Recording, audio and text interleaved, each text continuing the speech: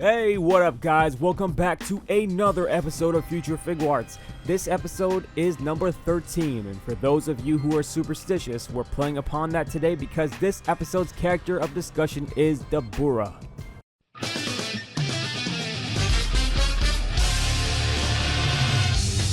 So, Dabura. With Tamashi's recent foray into the Buu Saga and their choosing of side characters, I figured Dabura would be an interesting and logical choice for our next guest on the show to speak about. Now, I feel like Dabura is another one of those characters who would add some well-needed depth into terms of shape and body types we have with the rest of the line thus far.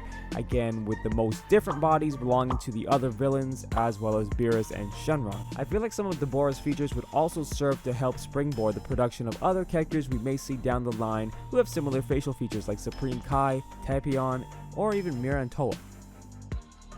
Okay, so first let's start with the scale. Dabura is one of those characters who isn't exactly small, and based on what we've seen in the anime, I think I would slate him somewhere around Android 16's size. But I do think he would join Broly in the sense of having massively oversized shoulders.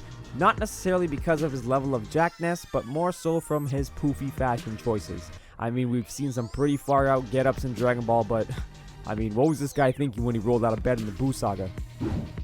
Next, we have the color palette. Interestingly enough, and this could just be because we saw a flashback of him in Super, but Dabura's color palette is more washed out in his most recent appearance than in Dragon Ball Z.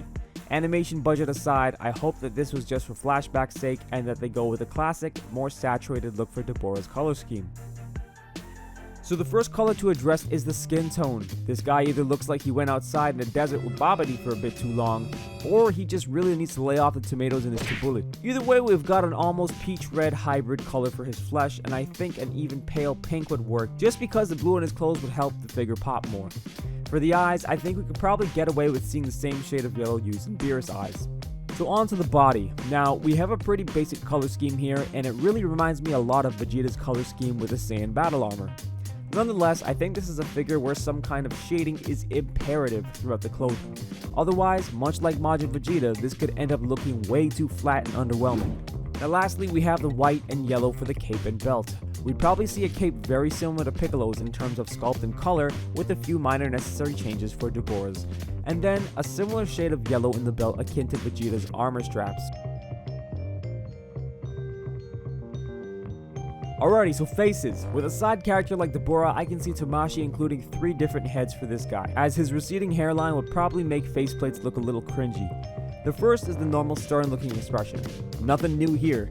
And the second expression we'd probably see is an angry or some kind of shouting head.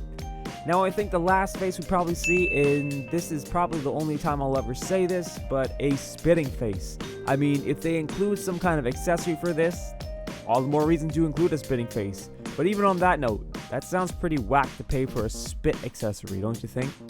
If not this face, then I'd probably settle for a smirking sort of face. Not with a side glance though, just a straight up looking straightforward look.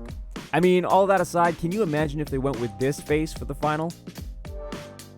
So for Dabura, I can't really think of any really unique pieces that he should come with in terms of hands. But without a doubt, he'd probably come with fists, blast hands, and a pair of gravity martial arts hands.